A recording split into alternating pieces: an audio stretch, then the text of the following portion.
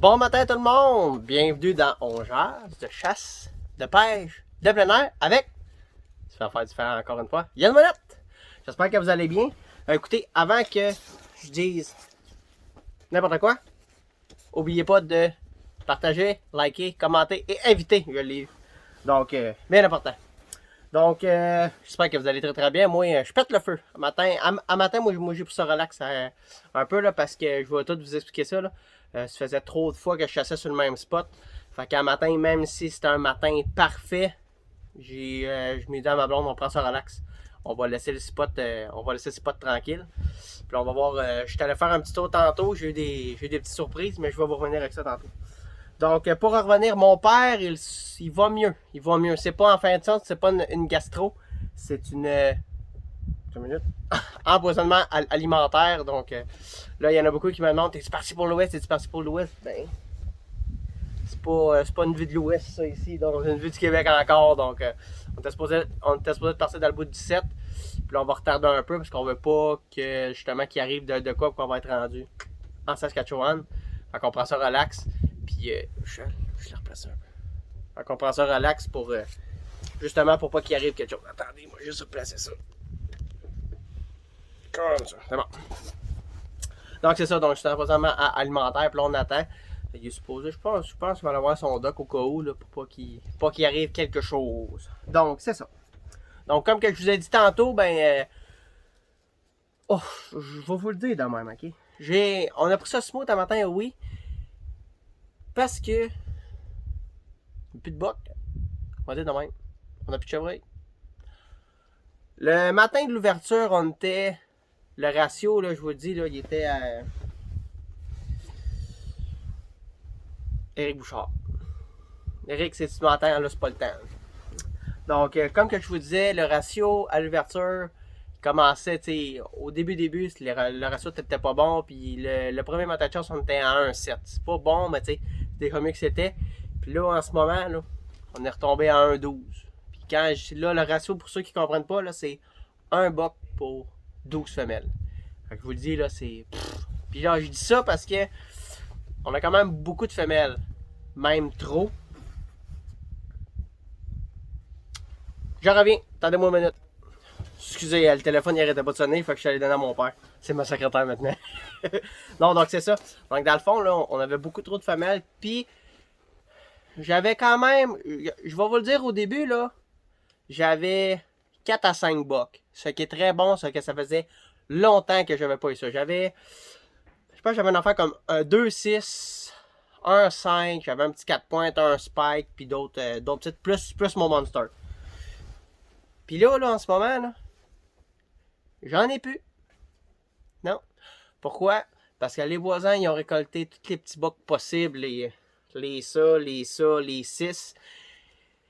Puis ça me fait un peu, parce que je les gardais pour ma blonde. Puis mes voisins, je le sais, là, à chaque année, là, ils vont me clencher des petits bocs. Tout le temps. Puis là, tout le monde, bon, je suis là au Québec, il y en a plus de gros bocs au Québec. Ben, cherchez pas, là. C'est pas. J'en vois plein passer sur Facebook, là, des spikes. Oh, un beau mature. Mais tu sais, je vous dirais, là. Hey, facile, là, c'est au moins 15 petits bocs pour un monster. On va le dire comme ça, là. Puis, si c'est sûr que si, comme exemple, dans le premier ongeage que j'ai fait, là, quand mon père il était malade, là, j'ai eu Nicolas Papineau. C'était le frère d'un de mes chums. Il a tiré un petit spike. Ça, c'est correct. Pourquoi? Parce que c'était son premier. Je suis sûr qu'il a pogné la piqûre comme que ça se peut pas. Mais comme que je vous dis, pour initier un jeune, un ado, quelqu'un qui est dans la trentaine, dans la quarantaine, dans la cinquantaine, c'est parfait parce que c'est sûr que c'est pas comme moi. Moi, là, jusqu'à l'âge de 12 ans, à aller à 18 ans, je voulais un monster. Pourquoi? Parce que mon père, j'ai tout le temps vu mon père tirer des gros. Oui, il y en a déjà tiré des spikes, mais au début. C'est ça que je veux vous dire. Arrêtez de tirer des spikes. Puis là, il y en a qui vont me dire, ben, les cornes, ça se mange pas. Je vais mettre un vidéo sur cage de chasse, là. Il va pas falloir que je l'oublie, là. Cette vidéo-là, là, dans le fond, j'ai une vieille femelle, puis une jeune femelle. La jeune femelle, là, doit faire... hey, d'un poids, je suis vraiment pas bon. Mais je vais vous le dire de même. La jeune femelle est grosse comme ça. Puis la vieille femelle est grosse de même. C'est la même affaire pour les bocs. Vous allez tirer un spike. Si c'est un monster, vous allez tirer un monster. C'est exactement la même affaire. Fait que pensez-y, là, avec tout l'effort que vous faites, voulez-vous avoir plus de viande ou moins de viande? Tu sais, là, faites juste le calculer parce que ça arrive qu'il y a des gros bocs, là. Je vais vous en parler un, là. Tantôt, là, il y a un deuxième record du monde qui s'est fait tirer, ok? Puis ce boc-là, là, oui, je sais, c'est un record du monde, mais on en a des gros bocs. Pas juste en panache, là, au Québec. Là. On en a qui sont massifs. Ben, des bocs de même, là, ça peut aller jusqu'à 300 livres, là. Ah, il y en a de la viande là-dedans, là. Pensez-y, là. Faites le calcul, 300 livres de viande pour un boc massif, ben même si c'est 250, VS, un spike qui peut en faire quoi? Au bout de la ligne, on va peut-être 30 livres de viande, 50 livres de viande, je sais pas, là. C'est pas... C'est quand on dit qu'on veut de la viande. Pensez-y. À la place, ce qu'il faudrait faire, c'est mettre de la pression à des places pour qu'ils ouvrent, qu'ils fassent soit le RTBL pour donner de la chance au spike ou d'ouvrir, mettons, je sais pas, je dis des chiffres comme ça. Là. Exemple, dans 10S, ben, ouvrir 150-200 permis de femelles, récolter des femelles, parce que je vous dis, là, un ratio de 1,12, 1,6, c'est pas normal. Là. Un bon ratio, là, je veux pas trop m'avancer, là, parce que des fois, je suis pas super bon, mais moi, d'après moi, un bon ratio, là, 1,3, 1,2, ça serait parfait, là. Ça serait fou, là, parce que là, je vous dis, là, j'ai de la femelle de même, j'ai de la vieille femelle, comme ça se peut pas, puis j'ai pas de bas. Fait que c'est à peu près ça. Fait que là, c'est pour ça qu'en plus, ce matin, ben là, moi, je suis pas à la chasse ce matin. J'ai pris ça vraiment relax, puis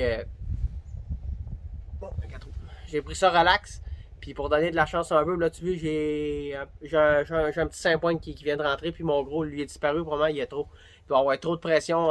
J'ai des voisins là, j'ai du monde en arrière que je me rendu compte qui venait. Fait que moi, j'ai pris ça relax. Puis même peut-être ce soir, je vais prendre ça relax parce que s'il y a trop de pression dans le fond, là, en ce moment, je suis en train de répondre à une question. C'est la question de François Luneau qui m'a posé la question: pourquoi, Yann, que tu chasses pas le matin? Ben, c'est simple. C'est trop de pression. Oui, c'est sûr que depuis 2 jours, je le fais. Je rentre le matin, mettons, aussitôt que j'ai le droit de tirer, je rentre dans le bois. Je m'installe. Pourquoi? Parce que sur mes caméras, le boc, il était là. Il était là vers 9h, fait que je m'arrangeais vraiment pour rentrer 2 heures à l'avance pour être sûr de ne pas le déranger. C'est juste pour ça que je chassais le matin. Mais sinon, là, jamais le matin, on va chasser sur les appâts. Tu peux tout le temps t'installer plus haut sur, mettons, exemple, les places qui vont passer, s'installer plus loin, à bon vent, sur une ligne de transition, faire du rackling, jouer comme ça. Mais le matin, là, sur les bêtes, là, même si vous êtes dans une cache, que ça fait X nombre d'années, vous êtes dans une tente, puis que vous dites « Ah, je fais attention à mes odeurs », on peut pas contrôler 100% de nos odeurs. Oui, c'est sûr qu'on est capable d'en contrôler une bonne partie. Je parle trop vite. Ben, trop d'affaires à dire. J'aime assez ça, là, on jase. Colline. Je pense que je t'avais dit de dire reste couché le matin, c'est moi qui vais le faire. Mais c'est ça que je vais vous dire. Oui, il faut chasser, mais il faut pas trop chasser. Si, exemple, là, vous rentrez là, vous avez le droit de tirer à 7h, puis de 7h à 5h07 le soir, vous êtes là. Hey, c'est de l'odeur pas mal, ça, là. Je vous le dis, là. Puis même si vous dites « Ah, j'ai fait mon contrôle des odeurs, là », je vous le dis, c'est impossible de faire 100% le contrôle de nos odeurs. On peut le diminuer. Mais c'est ça. Si vous voulez tirer des gros, si vous voulez tirer des spikes, ben un spike c'est plus jeune, fait que ça va faire plus d'erreurs. Mais si vous voulez tirer des masters, des monstres, des boules, des records, il faudrait faire ça. Il faut juste bien patronner. Puis je vous le dis, le 3/4 des bocs, là, quand ils viennent manger, là, c'est le soir. Le soir, là, je vous le dis, des fois, le soir, il peut rester là, 5-10 minutes. Là. Pouf, il va sortir tranquillement. Puis là, vous allez avoir, mettons, un 5 minutes pour le récolter. Fait que c'est pour ça, c'est bien important. Là. Mais, il y a des exceptions que j'ai vues sur Facebook. J'en ai vu passer. La fille, elle avait le droit de tirer à 7h. Elle s'est installée. Puis à 7h15, le boc a sorti. Un gros boc. Je me suis fait plus trop le nom de la madame. Mais un très, très, très beau boc. Ça arrive. Il y a des exceptions. Mais, je suis pas mal sûr qu'elle l'avait sur ses caméras de surveillance le matin. À moins que ce soit un addon qu'elle soit installé là. Mais je vous le dis, là, souvent là, le matin, là, installez-vous pas à votre bête. Installez-vous, tu sais, mettons, vous savez à peu près d'où est-ce qu'il passe. Là. Allez, mettons 150, 200, 300 mètres plus loin sur une passe que vous savez que votre bête est là, qui va passer direct devant vous, vous vous installez à bonne distance. Vous faites juste vous s'asseoir. Puis vous, dans le fond, on dit ça, nous on va vous glacer. Vous regardez avec vos jumelles, avec vos yeux, avec votre arme, puis juste ça comme ça. Jusqu'à temps, mettons, ben, ça arrête vraiment de bouger vers, on va dire, mettons, 10-11 heures. Puis là, après ça, ben là, vous partez, vous allez manger, vous allez faire un petit somme ou des affaires comme ça. Mais je vous dis le matin, là, le moins possible sur les bêtes. Fait que c'est ça. Fait que dans le fond, là, tu sais, j'ai parlé des spikes. Je vais leur dire une dernière fois, là, arrêtez de tirer des spikes. Même mon frère, là, je l'ai pas trop dit, là, mais j'étais content, là, mais j'étais pas très heureux. Parce que chez nous ici, là, là, mon frère, il y en a des beaux bocs. Puis quand je l'ai vu revenir avec ça, ben, j'étais pas trop content, mettons. J'étais content parce qu'après ça, l'histoire qu'il m'a racontée, c'était cool. Mais je m'arrange tout le temps pour tirer des beaux ici, désolé. De laisser passer les spikes pour justement, exemple, comme ma blonde, qu'elle a jamais de chevreuil de récolter. Mais un petit boc, je vais garder. Puis même encore là, Jen est un peu difficile. C'est sûr que si, exemple, il y a un spike qui rentre, qui est bien placé, probablement qu'elle va le récolter. Mais je m'ai pogné avec, par exemple, pour le gros, parce qu'elle voulait absolument tirer le gros. J'ai dit, non, le gros, il est à moi. Il est à moi. Puis j'ai expliqué aussi, parce que, oubliez pas ça, si maintenant, par exemple, une petite histoire comme ça, là, votre premier boc, c'est un monstre. Qui fait exemple, comme lui, là, mon père, il le score 155-160. Puis que vous tirez ça, là. Hey, ça va être longtemps là, avant que vous pouviez battre ce record-là. Là. Pour vrai, là. Fait que, tu sais, c'est pour ça que nous, avant, ben, nous, pas moi, là, moi, j'étais trop petit. Je m'en souviens parce que ça va marquer toute ma vie. Mon père, dans les années 2006-2007, il faisait tout le temps des party hunt ici. Un party hunt, dans le fond, pour nous autres, c'était vraiment juste les boys. Ma mère, elle partait dans un week-end de filles. Puis mon père, c'était un week-end de boys. Il y avait la maison pour lui tout seul. On plaçait tous les divans, les gars couchaient tout à terre. On avait 10 à 15 chums qui venaient. Puis par année, là, on était capable au moins facile de récolter 5 à 6 bocs matures. Toutes des bocs matures ici alentour. Ici, pardon, j'ai de la misère. Puis, ce qu'on disait aux gars, c'est si les gars ils avaient jamais récolté, ils avaient le droit de tirer un petit boc. Mais l'année d'après, il fallait qu'ils tirent plus gros. Il fallait tout le temps que les gars battent leur record. Fait que mettons exemple qu'il y a l'année qui tirait un 6, ben l'année d'après, il fallait que ce soit plus gros. Mettons, il fallait que ça soit un 7. Après ça, un 7, un 8, un 9, un 10, tout le temps montant. C'est sûr que quand tu arrives à un stade, comme exemple, on va dire mon père, mais qui a tiré déjà je me souviens pas, son plus gros boc, je pense qu'il faisait 155 là, ici. Là. C'est, mettons. Oh, je pensais qu'il va changer. Mettons que c'est assez dur de le battre. Mais, faut tout le temps battre notre record. Tu sais, là, quand nous l'on dit, là, même au Québec, quand les cornes commencent à dépasser les oreilles, là, ça commence à être un vraiment beau boc. Dépasser les oreilles, là, c'est, mettons, t'es le rock les curves, là, ça commence à être un beau boc. Si, mettons, exemple, que vous regardez des petits bocs, un petit 6, ben, ça dépasse pas, ça reste en arrière des oreilles, puis ça fait juste faire ça comme ça. Fait que, ça peut vous donner une bonne idée, parce que des fois, quand on est sur le shake, même dans l'ouest, là, moi, l'année passée, là, c'est mon père qui me l'a dit, Diane, on regarde pas le rack, on regarde les oreilles, tout le temps les oreilles. Parce que dans l'ouest, les bocs sont tous plus gros. Ils sont plus gros que la normale, ils sont plus coffrés. C'est le même chevreuil qu'ici, mais il est plus gros. Puis c'est ça qui a fait que, hey, c'est arrivé bien des fois, là, que. Là, je dis, ah non, les oreilles, là, j'étais. Ah, là, le boc, là, il avait l'air d'un monstre. Il dépassait pas les oreilles. Fait que, tu sais, ça peut être un truc, parce que je vous dis, c'est dur, là, vraiment, de. Quand, mettons. Tu sais, là, mettons au Québec, là, il n'y a pas beaucoup de bocs, là. On va le dire, là. C'est sûr que si, mettons, ça fait une semaine que vous chassez intensif, que le matin, vous trouvez des places pour faire du rackling, le soir, vous avez votre place que vous installez, puis que vous n'ayez pas un fly, un bout de poêle, puis qu'il y a le premier boc qui sort, que c'est un petit 6, ben, avec le shake, puis tout, il va avoir de l'aide de ça, là. Il va avoir de l'aide de ça, là. Fait que, tu sais, là, vous allez le récolter, puis en fin de compte, tu sais, vous allez être un peu déçu. Puis mon frère, c'est exactement ça qui est arrivé, là. Ça faisait quand même un petit bout que mon frère, il avait pas chassé. Puis il était tellement sur le gros chèque qu'il faisait du rackling, puis le buck est arrivé, un gros buck tard, il l'a tiré, puis quand il est arrivé à côté, il a fait. Ouais. Il était content, là, mais. Fait que, tu sais, si je peux vous donner un petit truc, faut que ça dépasse les oreilles. Aussitôt que le rack dépasse les oreilles, là ça commence à être un beau. Puis pour parler de beau buck, il s'est tiré le deuxième plus gros buck au monde qui suit le Ensign Buck. C'est le Buck Off qui s'appelle. Ce buck-là, c'est un record mondial qui a été tiré aux États-Unis, en Indiana. Il fait un score, attachez-vous bien, de 208 et 4,8 net.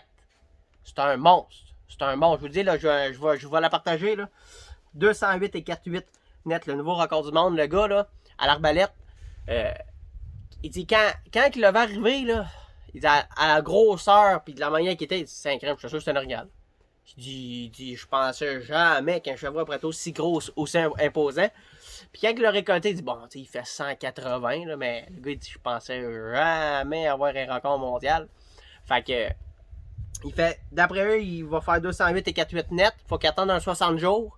Mais ils ont calculé que même après le 60 jours, il va battre quand même le deuxième record du monde qui est en, je pense que ça l'avait été, 5e, je l'ai pas marqué, je pense que c'était en Ohio, quelque chose comme ça, en 80, je pense que c'était en 94, le deuxième record qui s'avait tiré, il faisait 204,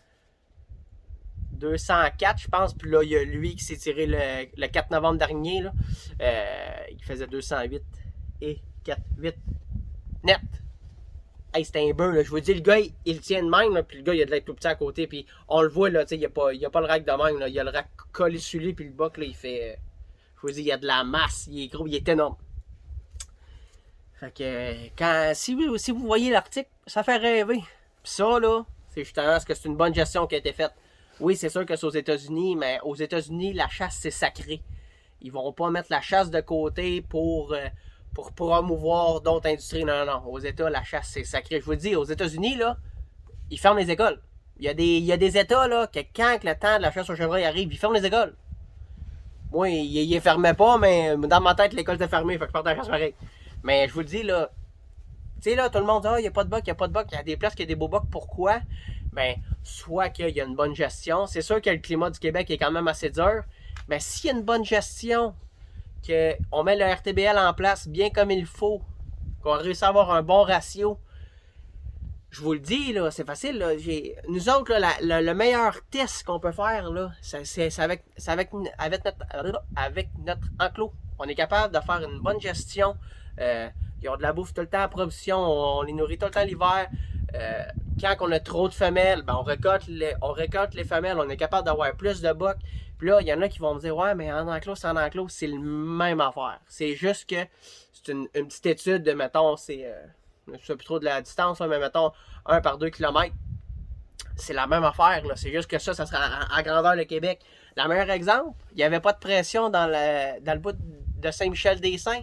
Quand ils ont ouvert, ça faisait 20 ans qu'il n'y avait pas eu de chasse.